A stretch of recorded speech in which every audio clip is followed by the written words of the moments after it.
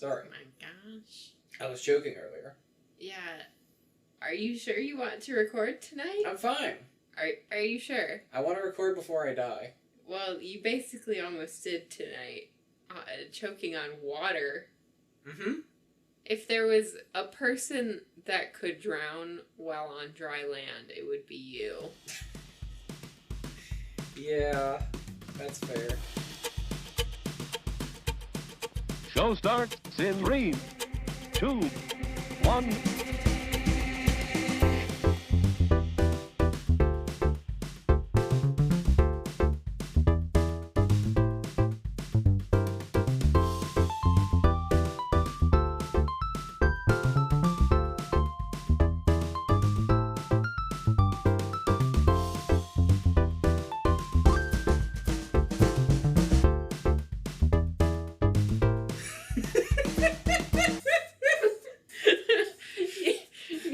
We can't keep doing this. Hello, and welcome to Cinema Crush. Hi.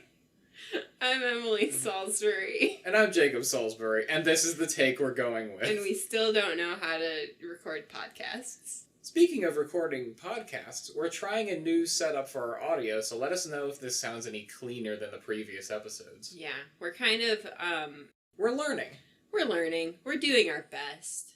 We can't really do super great because our cat did try to eat the cord for the microphone. Yeah, part of our cord is exposed wires, so that might have been a contributor, but, who knows? We are looking to upgrade our audio setup, but yes. For now, if you can bear with us, we want to keep delivering content to you, so we will try to do our best to make sure it sounds as good as it possibly can.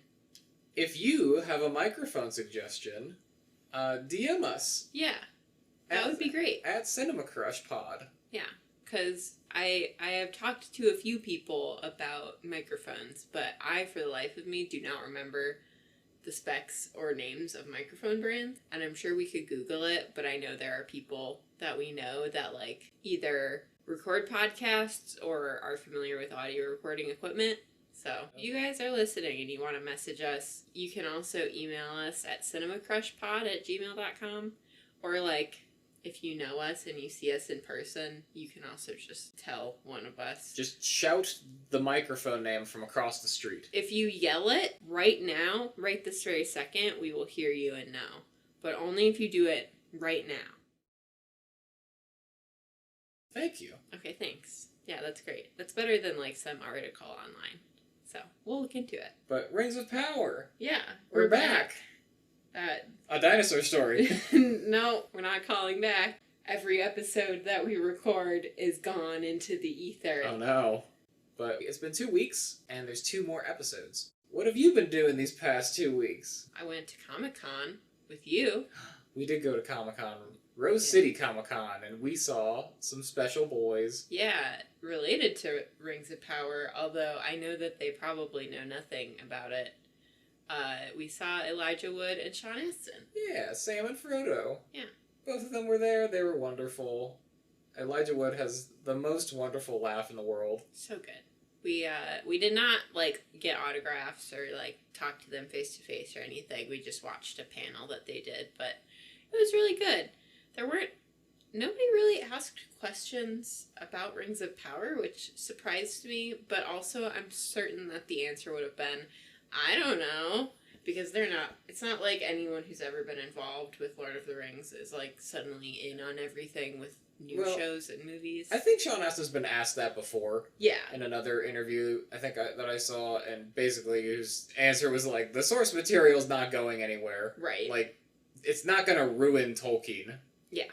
But he was also they're not telling me anything. Right, he's not involved in it at all, so he has no idea. Yeah. And we've got our birthdays coming up on the horizon here. We do. There's a lot of September birthdays out there. Both of us have our birthdays in September. Yeah, they're a week apart, so we usually celebrate by having a birthday week together. Yeah. It's kind of fun, because I turn 25 on Monday, which is exciting, and you turn 26 and lose your parents' health insurance. Haha, it's fine. I have a job.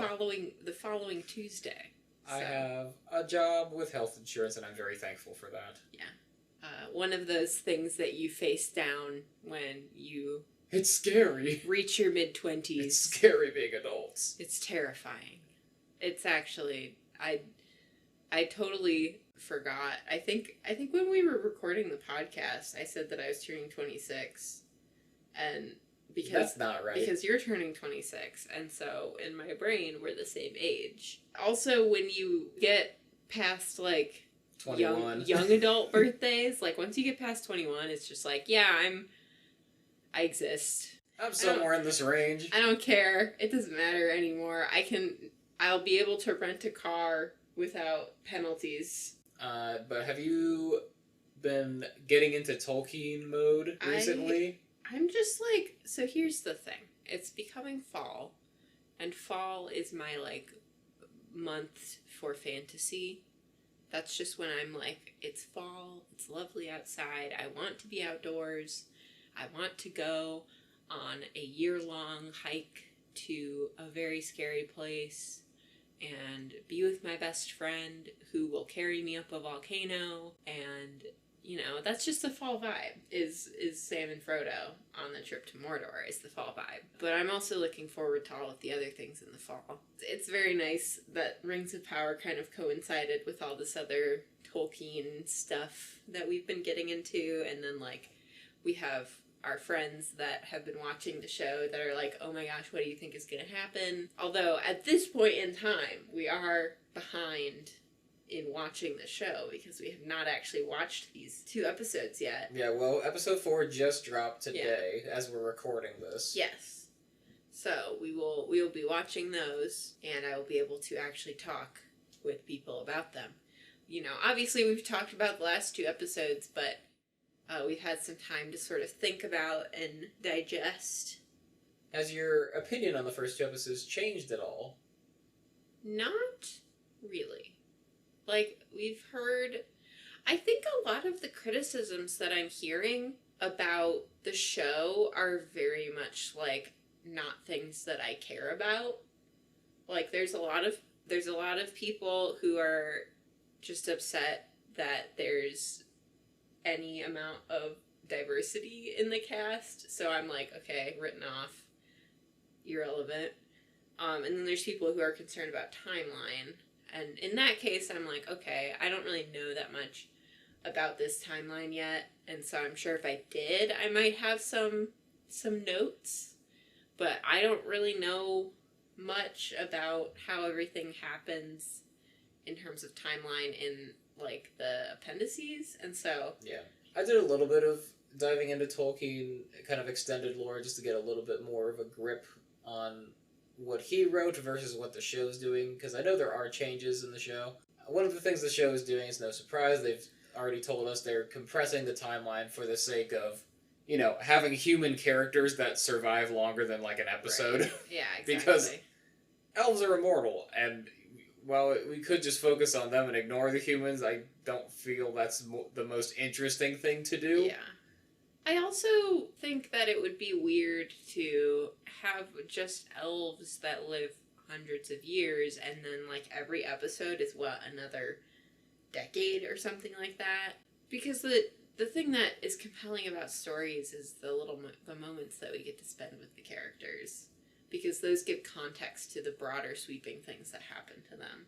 So I think opening the way that they did with, like, a big montage of the first episode really did kind of just give us a summary of, like, the other era before this. Yeah, so there's that, but otherwise it's been pretty much paced in more character moments and things like that, so. Yeah. But, like, for example, like, in the Tolkien lore that I've been looking at, like, the wizards really didn't come into play until, like, the beginning of the Third Age. So with what we're theorizing is a wizard at the end of the first 2 episodes, it's a bit early for him to come, but I think it fits fine. I don't really have a problem with them changing things around. Again, they're making it so that they can have human characters. Right. So kind of reiterating our points aside, we have a little snack break before we really dig into this pre-show thoughts. We doing this now? Yeah, I feel like now, before we kind of tumble into the things that we've read. Well, in that case, our theories. In that case, it's time for Weird Snacks and Drinks. So we were at the grocery store the other day getting groceries, as you do, and we found. I'm sure people probably eaten these because they sound good. They're not that weird. I think it stood out to us because weren't they like right next to each other? Yeah, they're just because okay, so they're Kit Kats, but recently they've been releasing this Duos series, and so we found a mint and dark chocolate one, which is green, and then we have a strawberry and dark chocolate, which actually I forgot that this is strawberry and not raspberry because it's like bright pink. So let's try these. Let's dig in. Yeah. All right. We'll kind of let you know what we think.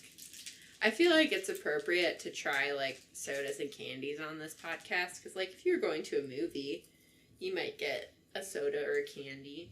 What do you think? Mint is good. Mint is good. Mint is a pretty solid. Mint and chocolate, I'm not surprised. I'm trying the strawberry one. I've tried. There is like just a strawberry cream Kit Kat, I think. And I've tried that, and it's kind of like that, but it obviously has more of the chocolate. Because I think the base for the like strawberry Kit Kat, just plain strawberry, is like a white chocolate, and this has dark chocolate, so it's a little bit less like uber sweet. So it's kind of nice. This reminds me of the strawberry one. It reminds me of the like strawberry Pocky. A little bit. That too. Both good. I'm happy I get that again. Mm-hmm. And so concludes our snack. So, I think that there are kind of two things that we should talk about. And one I've kind of touched on, and another you've kind of touched on already. But I think with the first two episodes out and the kind of anticipation of what might be quelled a little bit, it would be good to talk about what other people think, just from reviews and things that we've seen post-series release, and then like fan theories for what might happen, because I think it's good that this show is being released episodically, because then we have time to kind of like stew on the episodes and think of what might happen next and how things might fit together. So those are kind of the two things. So I think you had some reviews that you had found. I do. There's some interesting reviews on here. So the Google reviews, this is a very polarizing series. The average on Google is a 3.2, but most of the reviews are either 5 or 1, which doesn't really give me any helpful information, because whenever I read 5-star reviews, they don't really dive into any sort of critique. And when I dive into 1-star reviews, they're kind of just hating on everything and rating it very, very low just because. I think there's enough going for this series to warrant, I would say the average of this, a 3 at least. I feel like, so my general philosophy when doing a 5-star rating system for something, like if I were going to a restaurant, I think this is something Brennan Lee Mulligan has talked about actually, but if you're going to a restaurant or generally doing an experience and you really, really loved it, and you're really enthusiastic about it and it brought you a lot of joy, then you might rate it 5 stars. And you would say, this is really great, everyone should try this. And if you really, really hated it and had a bad experience for good reason, you might rate it 1 star. Or if you wanted that business to go under, you might rate it 1 star if you're a bad person. But the people who rate things like in the middle in a 5-star system, it's kind of like, why did you feel the need to say, it's fine? But with a show, I would hope that somebody rating it in the middle would give it some kind of a nuanced review regarding why they felt that way. Yeah. I mean, for me, it's not 5 stars. I think I gave it a 4 out of 5 last time for those first 2 episodes. Yeah, I think I gave it like a 7 out of 10 for my chaotic rating system. It's about the same. But another interesting one, Metacritic. The Metacritic score for the critics is a 71, so generally positive. It's about the same as we kind of rated it. The user score for like audience score on Metacritic is a 2.5 out of 5. It's very negative for the most part. That's so interesting. So take that as you will. IGN gives it a 6 out of 10. Rotten Tomatoes is at an 84. I don't always trust Rotten Tomatoes, though. Yeah. I feel like Rotten Tomatoes has biases a lot in their ratings. That's the thing, though, is like everyone's obviously coming at this with a biased point of view. Different people are going to be rating it for different reasons. So I think, I guess what's the utility of looking at a rating? Because what you're going to glean from a rating is going to depend on why you're looking it up in the first place. So like when you personally are looking at people's ratings of things, especially for media, why are you doing that? I will generally say I don't usually go to reviews, and if I do, I usually find YouTube videos. Yeah, I don't go people that I trust. I don't go to reviews until after I've seen it usually. Yeah. I don't look at reviews before I see a piece of media. Yeah. I guess I read reviews to compare once I've formed my opinion against the general public and see where I land. Yeah. It hasn't changed my opinion on the series so far, but that might change on these 2 episodes that we're going to watch. We'll see. I've seen some things about the 3rd episode, and I've heard some things about the 3rd episode about one specific scene that I'm curious to see what you think about it, and I will point it out to you when it happens. I have no idea when it happens in the episode, but I saw some screenshots of it's some CGI shenanigans. I've seen screenshots too, and I can't trust thumbnails anymore because No. I have no idea how edited they are. Yeah. So I just try to avoid anything that I see that related to Rings of Power until I watch the episodes. So, there are some fan theories circulating, and I think we've had some of our own theories that we've kind of been chatting about. One that I thought was really interesting that I kind of want to preface with. I didn't dig too deep into this one because I don't know how much weight it holds, especially having only seen the first 2 episodes. It might kind of be shattered when we see 3 and 4. I think it's one that was circulating more after the first 2. But the idea that there are at least 2 timelines occurring at the same time in this series, a la The Witcher series. Oh. Being like mostly that the timeline with Arondir and Bronwyn and the kid, whatever his name is, I don't remember. Being that timeline is happening before the timeline with Galadriel, because of when Gil-galad puts out the "You Can Come Home Now" announcement. Because whenever we meet up with Galadriel at the beginning, they're complaining about like, hey, we've been told that the war is over, but you keep pushing us to continue looking for Sauron out here. Well, we want to go home. And so there's that timeline and whatever time skip happens in the midst of them traveling, which in terms of when everything happens together wouldn't be super significant. But the idea that they've been out there for long enough that things have been developing since Gil-galad gave the all clear, and that the timeline with Arondir and the humans in the south is happening before that. Didn't everyone see the thing falling from the sky though? So that's another theory. Or is there 2 things that fall? There's a theory that there are 5 separate meteors that fall.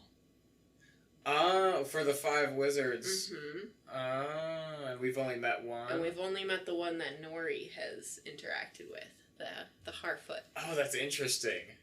So I don't know how much water that holds either, because there are. I don't think that generally lines up with the Tolkien lore that I've been going into, but that's interesting.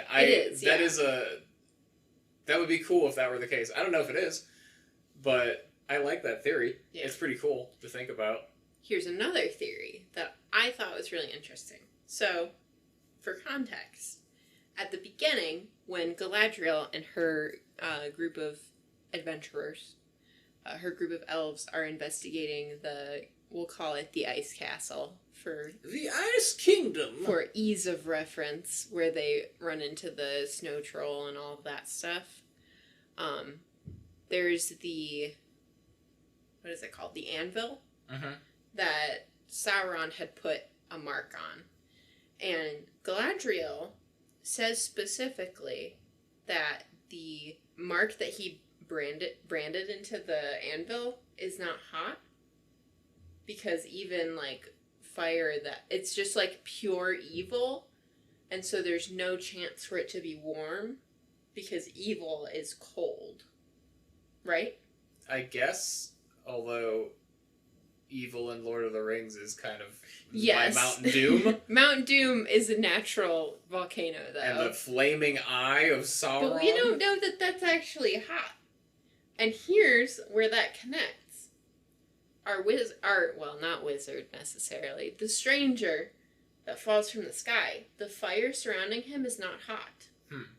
So I've seen some people theorizing that no, that's not Gandalf or one of the wizards, that might be somebody evil.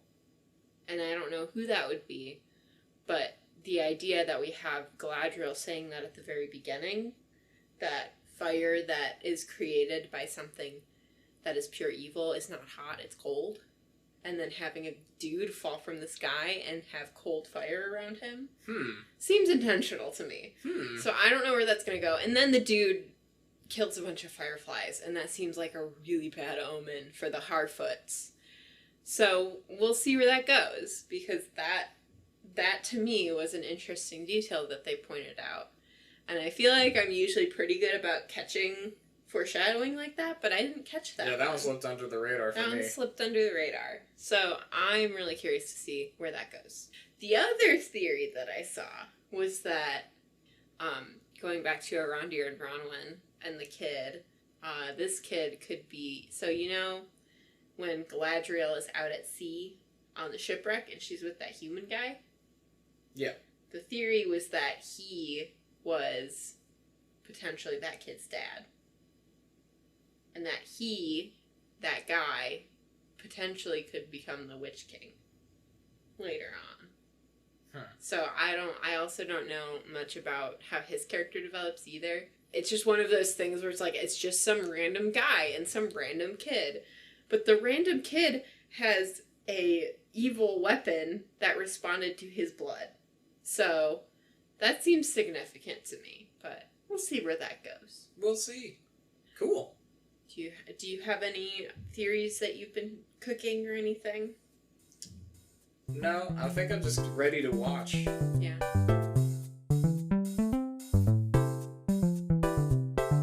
It's intermission time.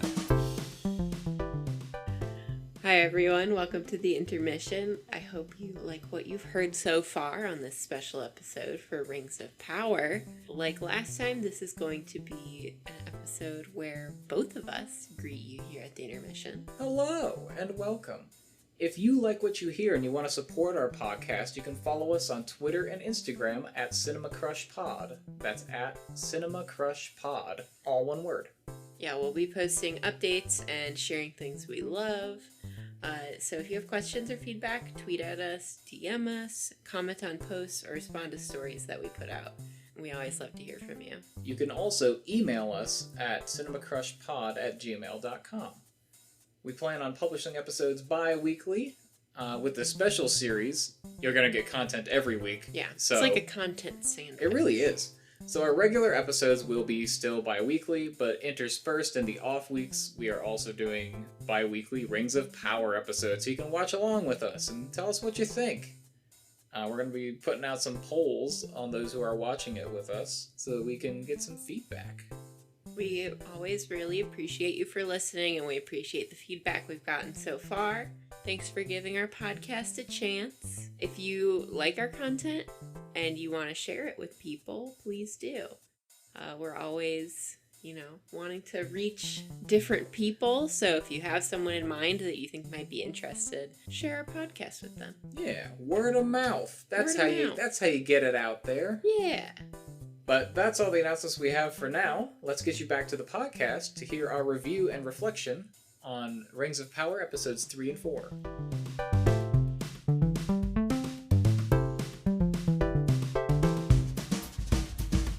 And now, on with the show. Hello and welcome back. Yeah, welcome back.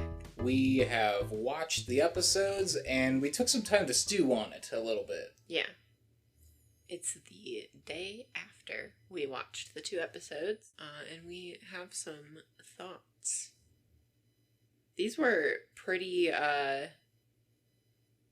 not Easter, I guess lore dumpy episodes. Yeah.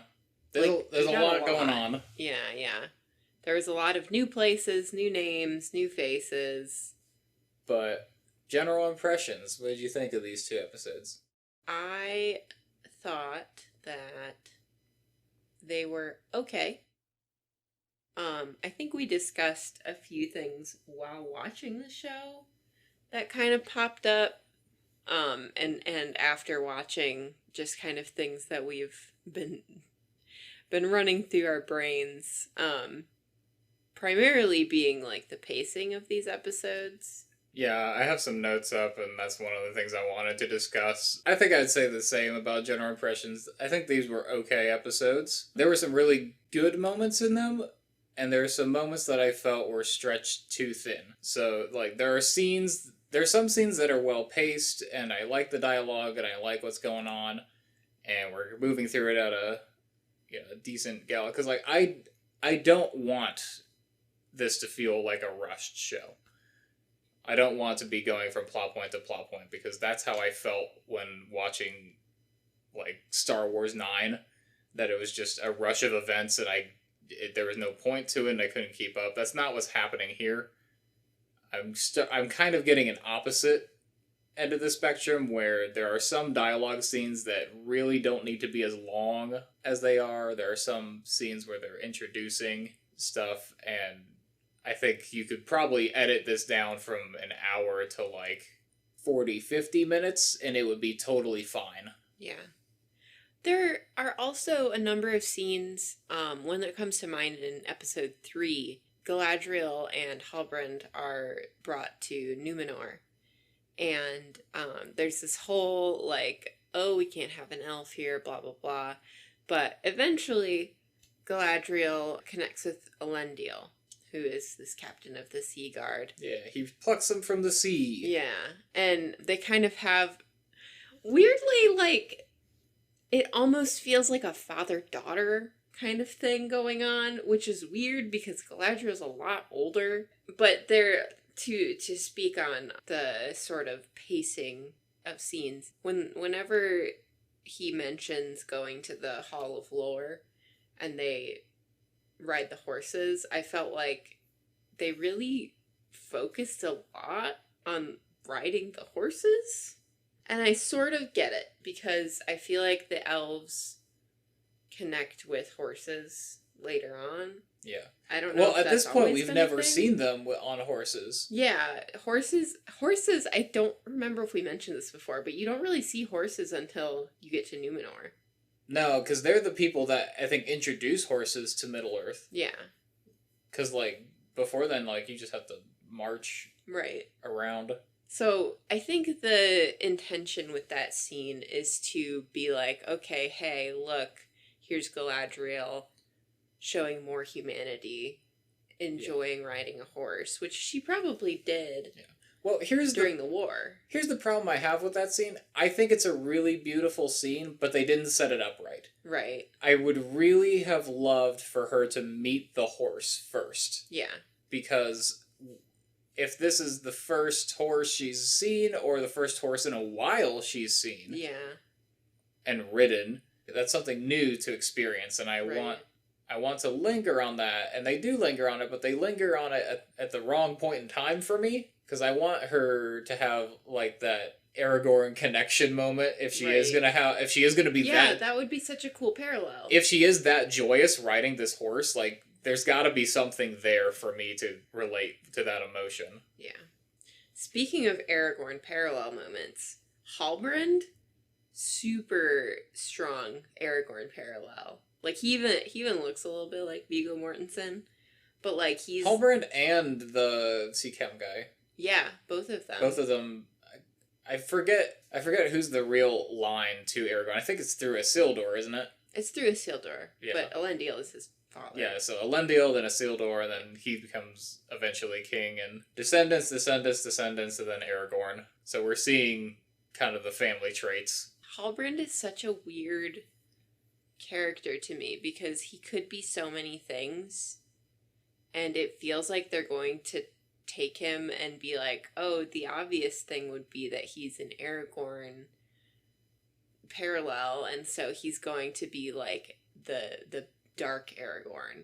You know, he's going to try to reclaim his birthright to this throne of the Southlands, and then he's just going to become like king of Mordor or something. Like he's going to become the Witch King. I was gonna say, does he eventually become a Nazgul? Like, does he get a ring of power, like one of the 9? That is what I feel like they're building towards, is that he will become the Witch King of Angmar, because he will be one of the ones who gets the ring of power, and then he's like, I want more power, and yeah, because like leads the others astray. That's the later season plotline I'm interested in seeing, is like once we know all these like human important characters, Right.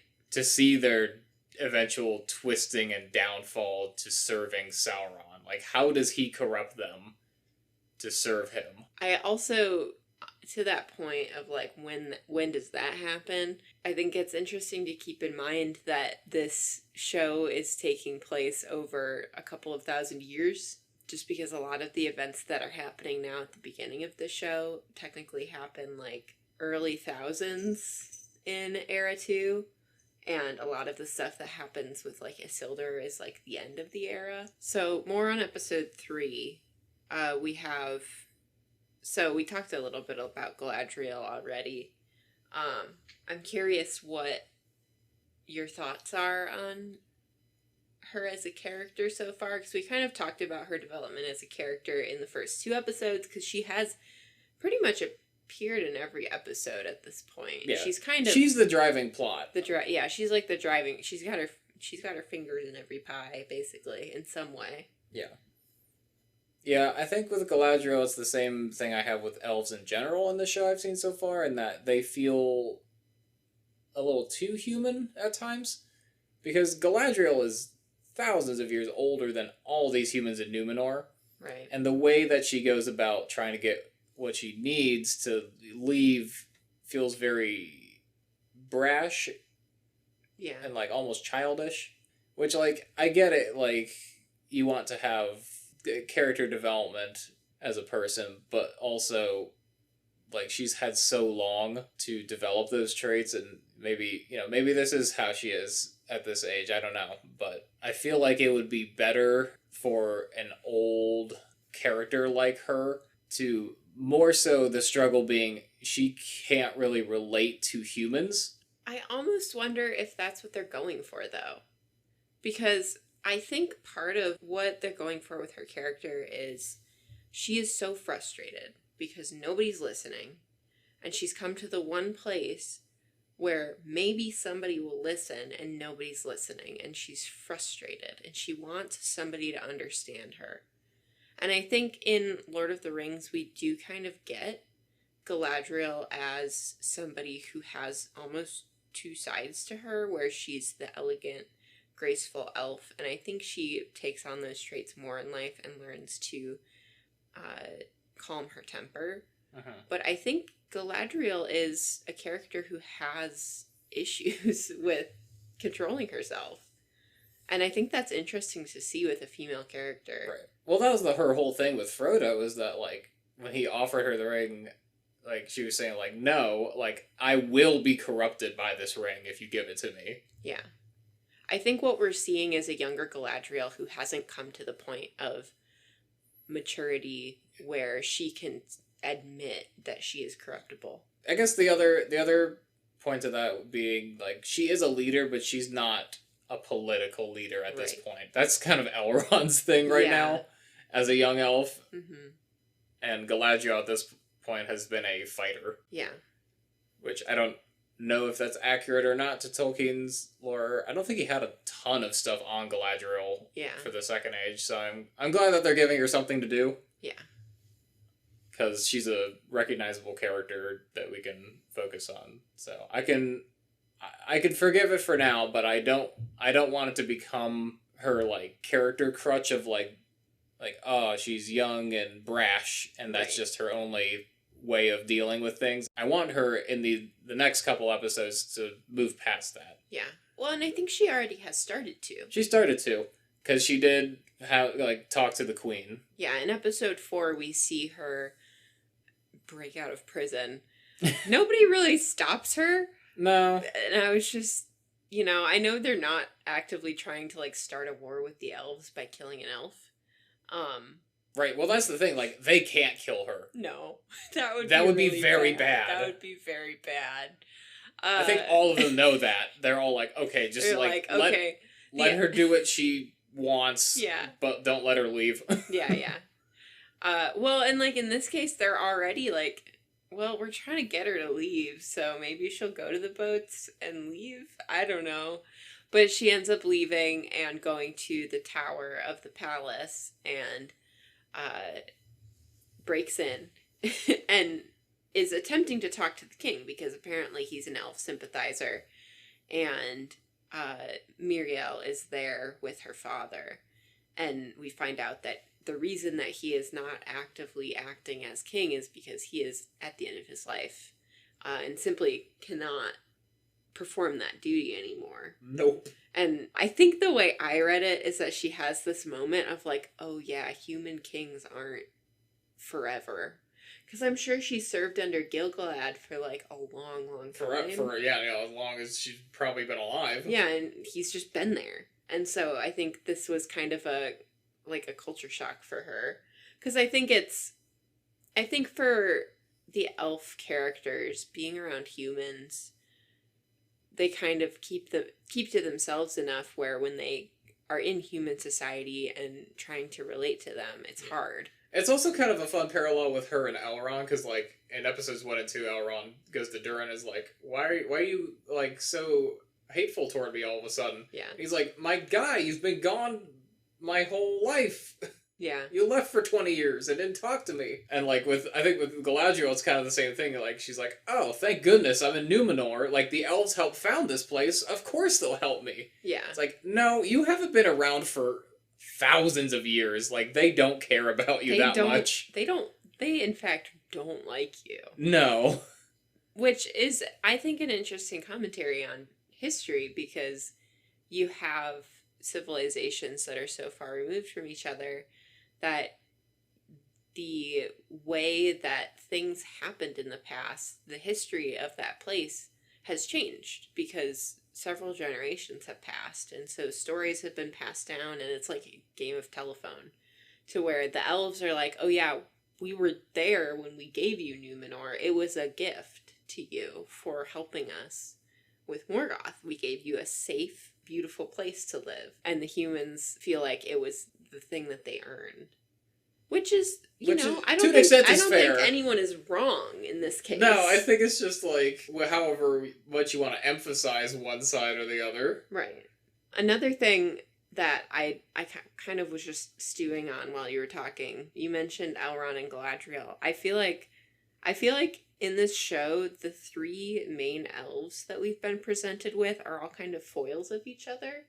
Yeah. Because Galadriel, we're given this, like, warrior who's a little hot-headed and wants to get things done. And then we have Elrond, who is clever and, like, is patient and is the diplomat.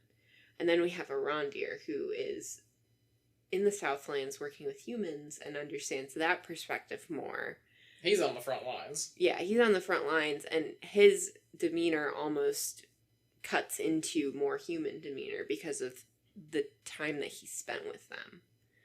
So it's interesting to see those three plot lines together and see these three elf characters in relatively different lights, depending on who you're with. But speaking of elves, I do want to talk about Elrond a little bit and the dwarves. Yeah. Because that's another big plot line that we're going through. Mm-hmm. And he's still hanging around with Durin, probably trying to make up for lost time. Yeah, I think he felt bad. I think there's a little guilt there that he's like, I mean, he says like trying to make up. I think he knows how to play Durin. Like, he really okay, does. I get it. Like, he's like, I get the conflict that we've had. Like, I understand, and I'm going to do my best to make this better. And at one point, he makes a comment about, like, something being compensation for 20 years apart, you know, or something like that, and harkening back to one of the first 2 episodes. Yeah. But he is kind of digging into the dwarves. Yeah. I can't tell if he has an ulterior motive at this point, or if he really is just genuinely curious about them. I think he might be trying to get at something else, which I think Durin also suspects. Yeah, Durin and his father have the conversation of, you know, intuition is a strong brew. What is it telling you? That was such a good scene. Yeah. I really like both of their designs. I think just this really old, like grizzled dwarf king sitting on his throne, and like he's kind of past his years in like fighting and working with his hands, but he is definitely not an idiot. Yeah, his mind is still sharp. Very sharp, very skeptical of the elves. Like, they're working with them on the forge. Like, we saw a little bit of the progress of like the base of it. He knows something's up, and I don't know what that is yet. On Elrond's side of things, I almost feel like I think he genuinely went there with the intent of helping Celebrimbor and reconnecting with his friend. Mm-hmm. But I think now that he's kind of caught the scent of something more. Yeah, well, because the mithril is a big thing to be discovered at this point in time, because it's, you know, it's the shirt that Frodo wears, that's the shirt that Bilbo wears, that's hard as dragon scales, light as silk. Saves both of their lives. It's an extremely good element to work with, but as they said in the show, very dangerous to mine, which eventually, since we've seen Fellowship of the Ring, we know will lead to them digging too deep. Yeah. And finding things that should have been left to lay. Yeah. Which I do think we will see in this series. Yeah, so the king, being cautious, has like shut that production down. Very wise of him. 4 people almost died. Right. And his son almost died. But I think they're going to get desperate later. I think once they start mistrusting the elves again, all bets are off. We're going to mine this stuff and we're going to be the strongest kingdom. And that's what's going to push it too far. But I think part of what's going to do that is the gift that Durin gave Elrond, that little piece of mithril for him to keep. And I don't think he's going to keep it to himself. No, which I'm curious, because you need to take oath like that seriously. Right, they take an oath of secrecy, and I really think Elrond's gonna break it. Yeah, and I want to see what happens as a result of that. Because I think my favorite scene so far in this show is the scene where Disa is singing to the mountain. Yeah, so Tolkien has a lot of singing in his books and his lore of Middle-earth. Like, it's a big part of kind of magic and connecting to things. Like, the elves sing, the dwarves sing, hobbits sing. Like, all these peoples have songs that mean something, and this is the first time we're really seeing, like, I guess magic on the dwarf side of, like, connecting to the mountain. Yeah. It's so cool. Yeah. Well, and it's very tangible. We see this scene happen, this sort of ceremony that happens, and then not long after, Durin comes back and announces that all 4 of the dwarves that were in the collapse of the mine shaft have been rescued alive. And I almost think that scene is in part to hammer home the reality of the dwarvish magic and the influence of the rocks on the world. you Yeah. know? Like, this is how they can build these cities so fast and so big and grand, is like they have a power over the earth that no other race has. Like, it's the reason they live in these mines. Right. Just like, and we see in the same episode, we see Arondir connecting. Actually, is it in episode 3 that happens? Where there are a bunch of elves that have been captured by the orcs, and they... I think it bleeds into both of them. Yeah, they don't want to cut down a tree because obviously the elves are connected to the trees and the plant life in a similar way to the dwarves connecting with the rocks deep below the earth. With like the elves being like this tree's been around longer than you've been around. What right do you have to cut it? And they try. Boy, do they try. So, turning to the plotline with the orcs. Yeah, the pits are interesting, introducing the orc army improper. Their armor is very different from what we see with Sauron in the Third Age.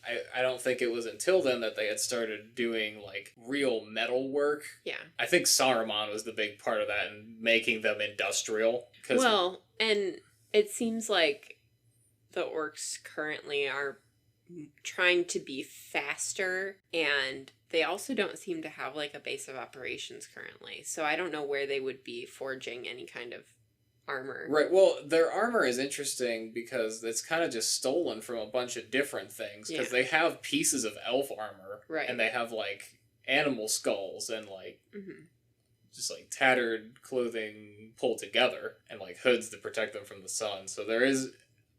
I found their costume design interesting and unique for the situation that they're in at the time we're in at this point in the show. But also, incredible makeup design. Yes. I gotta say, very good. I'm loving the variety of nasty looking orcs, because there's some cool ones and I really like them, and there's some really good shots in that scene with just showing off the prosthetics on the face. Yeah. We get a lot of orcs screaming at people. It's really good. I want to give kudos to whoever the performers are for those orcs. They're doing great. The orc plotline is also catching my interest because we have the character Adar. The daddy. Which is actually the name of episode 3, and we don't even actually get to see him. Yeah, so they kind of made it sound like this dude is Sauron, but I don't think that's the case. I'm going to say right now that that's a red herring, because they're not going to say it twice. They said it twice. They were like, "Oh yeah, sometimes Sauron is known by different names. Maybe that's one of them." I don't think that's true. No, I think Adar is someone else. Yeah, I think it's somebody else. I think he's just maybe a really old elf. I think he's an old elf that's been corrupted by Sauron, because there's the goblins and orcs, and there's some differences between those. I know the films did things differently than Tolkien's lore, because I think more so in the books those terms are used a bit more interchangeably. Yeah. But as I understand, goblins are kind of corrupted beings from Sauron, and the orcs are specifically elves corrupted by Sauron. Yeah, I think that's right. The way that we see orcs portrayed interacting with their leader is really cool to me, because in previous media we've mostly just seen them as these nasty little guys that kill, and all they want is blood, and they don't really have much humanity to them. But we get the scene where Adar appears and mercy kills one of the orcs. He was smiling so big. You looked at that orc's face, and there was like admiration in his eyes. Like, he was completely loyal to this character. And yet, this character gives us almost nothing in terms of motivation or emotion. He is a complete mask. I don't know what's going on with him, and that's terrifying. Well, I don't think the elves know what's going on with him either. They're like, why do they call you dad? Yeah, why did the orcs call you father in Elvish? And he speaks Elvish too. And Black speech. So I'm curious where that plotline is going to go. I want to know what this guy's real name is. Yeah, I definitely don't think it's Sauron. I think Sauron's going to be the big reveal for later in the season. Yeah. Maybe mid-season, definitely finale. Yeah. Well, I think we'll definitely see him in the finale. Yeah. But I think at this point, Sauron is remaining hidden from his enemies. There's no reason for him to charge out right now. I really don't want to see him until the end. No. I think it'll be so much better if we wait. They need to treat him like Darth Vader when Vader cameos and things, because they use him sparingly and effectively. And it's more the power of a name, and that's a pretty major theme, I think, in Tolkien's works, is names are powerful. Yeah. It's the fear that it strikes into you more so than, actually seeing him in person. Yeah. Ooh, what about the Harfoot plotline?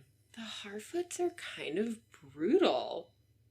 A little bit, but, they have their code, they're sticking to it. They do bend the rules a bit, but yeah, the consequences of Nori's actions are pretty harsh. Yeah. And I get it to an extent, because they are not more primitive, but they're a nomadic culture, and they are very community focused, but to the extent of, if there is someone who will potentially bring danger, because they've proven that they already will, which we've seen at the beginning. We see Nori's behavior has potentially brought danger in the past, because we see the interaction that they have with the wolves. I think the older Harfoots know, Nori is a troublemaker, and this is kind of the last straw, and a very big one.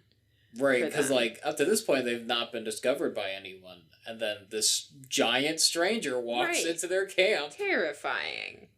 He is enormous. He's enormous and not fully in control of himself. No, he's a bit clumsy. He's still getting grasp on having landed on this plane of existence, I guess. He's slowly making progress. I think he is sort of putting together a puzzle that is his brain. Yeah. Alright, something else I want to talk about with these episodes is just the general aesthetics of everything.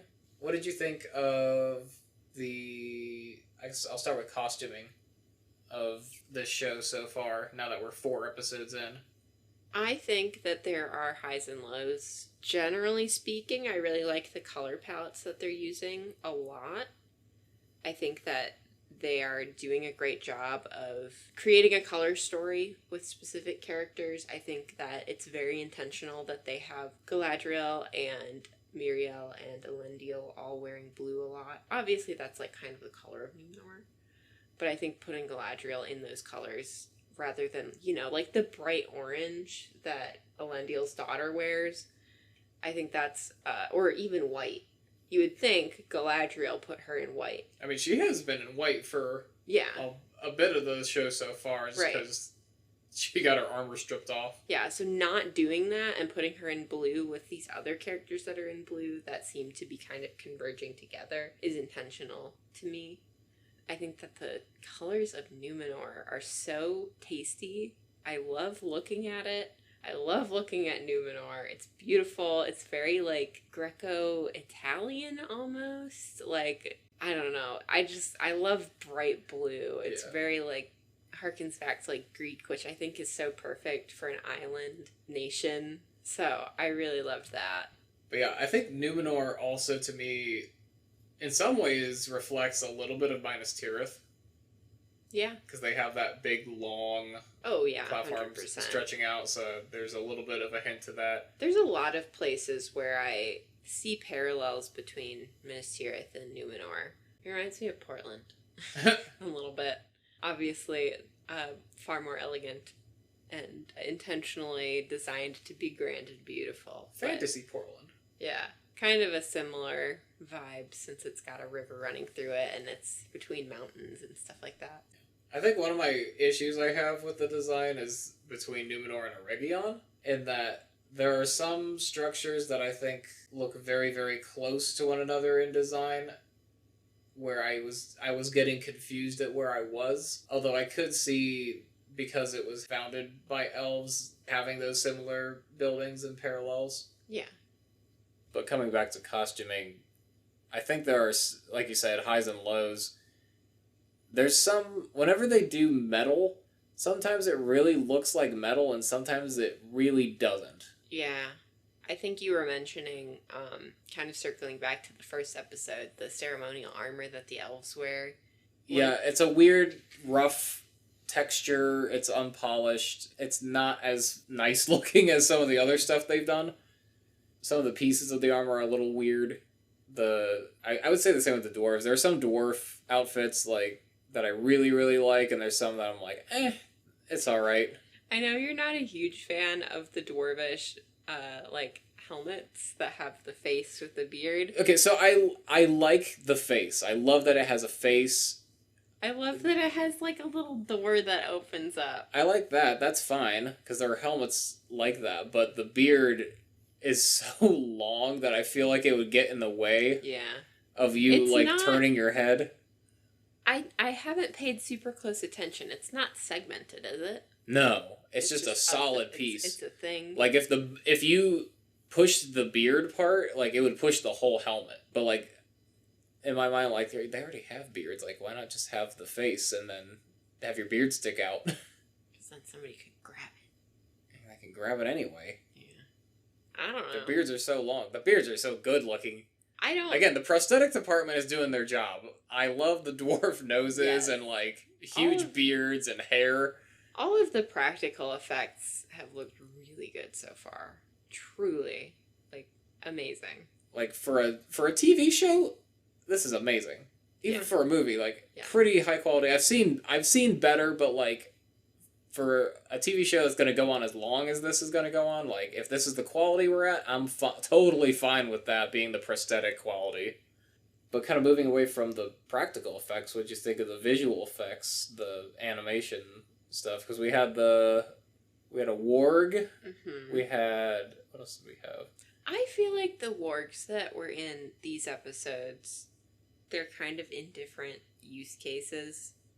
Between, like, the wolves wargs that we see with the Harfoots versus in the pit. I feel like the ones in the pit are, like, just a hair too cartoonish for me. Yeah. Like, very Tasmanian Devil Looney Tunes. I think he said to me while we were watching that the one in the pit looked like a demented chihuahua. Yeah, it looked 100... Go back and watch it. It looks like a demented chihuahua. Like, the not the behavior, because that reminded me a lot of, like Ed in Lion King, the hyena. Yeah, the kind of sporadic. Yeah, like, very, like, hyperactive, like, very scary because they have horrible teeth. But almost kind of pit bully. Yeah, a little bit. But not really, because the proportions of the face and, like, the way that it, I don't know.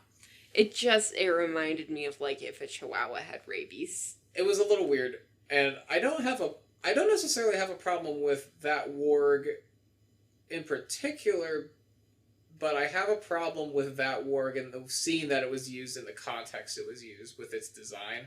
Yeah. Because it's meant to be terrifying. Right. And it's meant to be scary. It's another monster scene. We're introducing a monster and a threat to our characters. And I forget if it was episode 1 or 2 where we see our first orc in that house. Yes, that was terrifying. That was one of my favorite monster scenes I've seen in a while because they really made it terrifying. Like, the lighting was good. It was not incompetent. This thing was smart. It was strong. It took a lot for our heroes to defeat it. Yeah. And I want that for the warg. Like, if you're going... Because they only use the one. Yeah. If there was a pack of them and there was, like, a weird one in it, I'd be fine with it because it's like, there's the weird one of the bunch, of the litter. Right. But if you're just doing one, I feel like you really got to lean into making it as terrifying as possible. Yeah, it needs to be, like, big, scary guy. And I don't know if that's what they were going for. Like, maybe that is, but they didn't really hit that for me. Yeah. that kind of hit like, oh, this is like the young warg that they're letting out for some reason. It was enough for me to be distracted from watching the plot, and that's kind of a red flag for me. If I'm distracted by an aesthetic choice that you make in your story, then I feel like it needs a tweaked a little bit. I like the scene. It's so close. It's very close, but it needed to be, the design needed to be tweaked for that warg, for that scene. I'm curious because in Tolkien's writings, wargs tend to be like, they kind of have a civilization unto themselves. Not a very advanced one by any means, but like they do communicate. There's a hierarchy. Yeah, there's a hierarchy, and like the goblins talk to them. So I mean, I don't want to throw like another element into the pit, and if you just want to have wargs that are just mindless beasts, fine. But it would be so terrifying to have a coordinated group of wargs coming after you and being relentless and understanding that they know what they're doing. And like if they could communicate with their riders in some way, like, oh my gosh. Yeah. Like, you wouldn't be able to stop them. Because, like, obviously you can have a strong connection with a horse, but, like, you can't talk to your horse. Right. It understands the pull of the reins and, like, the physical motions of where you want it to go. Yeah. But, like, if you're trying to strategize, if you have a wolf pack that can understand your strategy. Yeah. Another thing I wanted to pull attention to is the use of slow-mo shots in this. Because there was a few. And slow-mo's use in cinematography, and specifically in, I guess, in a fantasy setting like this. I need all of these cinematographers to go and watch Guardians of Gahul, because that's my favorite animated movie, and they do battle scenes with slow-mo so beautifully, and I want somebody to watch it and do that, and this would be the perfect series for that. But, I just feel like they're kind of doing it for the sake of doing it. Yeah, that's kind of what I felt. Because, like, there's the slow-mo scene with Galadriel on the horse, and, like, that was all well. It's beautiful. It's beautiful, but it really didn't focus on what I needed it to focus on. It was weirdly long. It was weirdly long. We had a lot of just her on the horse smiling, which is great. Good for her. Yeah. But, like, it was long. Well, that's what I was saying before. Like, I need more build-up if you want it to be that meaningful to me. Because, like, I've been teaching... Like, oh, cool. I've been teaching storyboarding this semester, and, like, one of the rules of storyboarding is, like, whatever you want to pull attention to, you need to have that on screen for longer and, like, more focus. So, like, if you're pulling my focus with a slow-mo shot, you're telling me that this is the most important thing in this scene. Right. That's what you're telling me. Because, like, I'm thinking back to Lord of the Rings, you know, not to always compare this to Peter Jackson. But we're going to. But, like, we have to, because... That's what exists. It's a good adaptation, and it's the same author.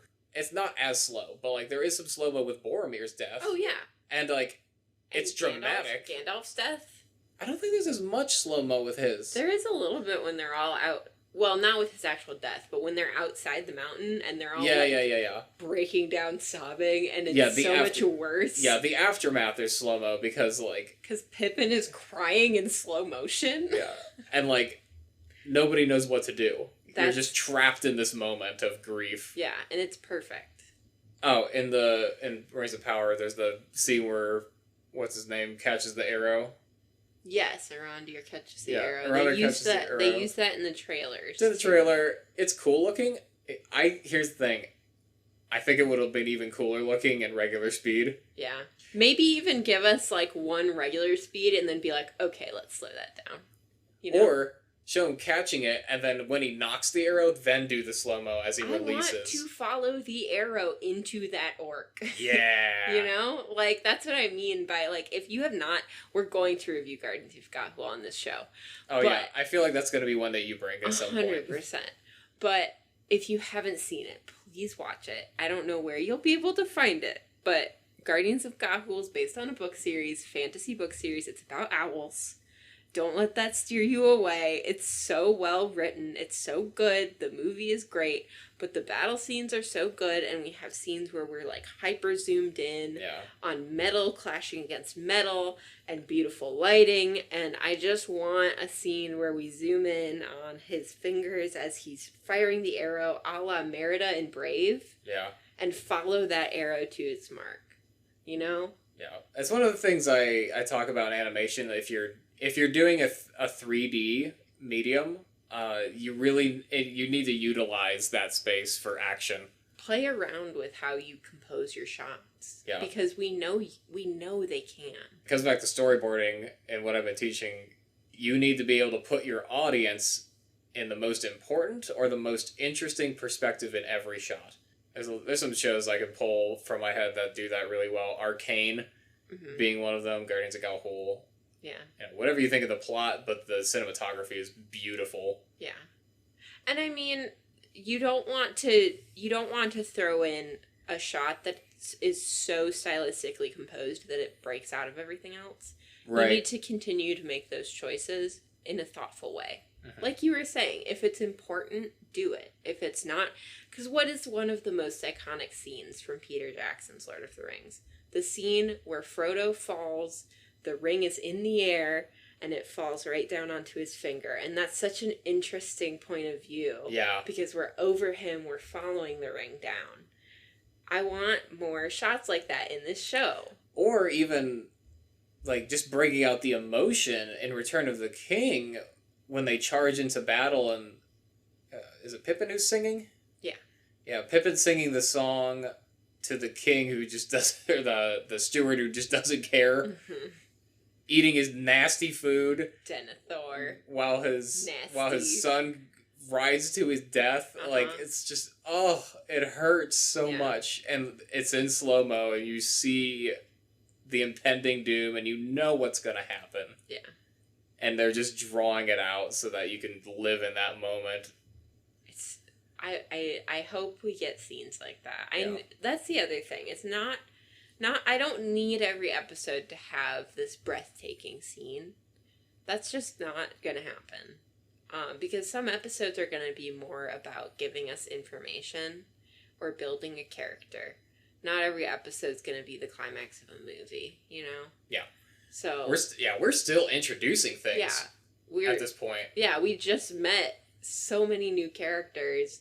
You dropped Isildur in there, and then you even gave a cameo to Narsil. The orb. The sword. And the Plantier. Yeah, the Plantier with the vision of destruction. Yeah. Which, by the way, I saw a couple of people comparing Muriel's response to that vision to Denethor, the steward of Gondor. Yeah. And, like, how he is so, like pessimistic and nihilistic and, nothing will go right. Everyone's gonna die. I might as well just, off my sons, off myself, because that's better than living. And Muriel isn't at that point, but she's very much like, well, this is what's going to happen. And Galadriel's like, not necessarily. It could just be, allegory or something like that. Like, it doesn't necessarily have to be something that will actually happen. This is a future. It is not the future. Yeah. So I think that was probably kind of a wake up call for Muriel. And I actually do like how much uncertainty we get from her after that point, because she is understandably hesitant to say, okay, let's run off there's a lot together. There's a lot of hesitancy from all the humans to help elves. Eventually they decide to help. So we'll see where that goes. Yeah. Do you have any last thoughts? I have my rating. What's your rating for these 2 episodes? To introduce you to my rating system again, it is on a scale of 5 to -5. 5 being the greatest thing ever, -5 being so bad it's good, 0 being just bad in general. I shouldn't watch this. I'm going to give episodes 3 and 4 a 3.5 out of 5. I think there's some pacing issues, and I think there are some storytelling things that need ironed out, but overall, I still am enjoying watching this. I like the direction. I'm hoping it picks up more in the next 2. I think I want to rate 3 and 4 separately. I know we watched them together, but I think 4 was better, in my opinion. Mostly bolstered by Disa's song. And I think I would give 3, let's go with 6 guild medallions out of 10. And I'll give episode 4 let's say like 7 hunks of mithril out of 10. So. All right. That's how I feel. So I think that'll do it for us. We will We'll see you. eagerly anticipate the next 2 episodes. Yeah, we'll see you in 2 weeks for episodes 5 and 6. Yes. Have a good night or day or wherever you're listening to this. Whenever you're listening to this. And we will talk to you later. Bye-bye. Bye.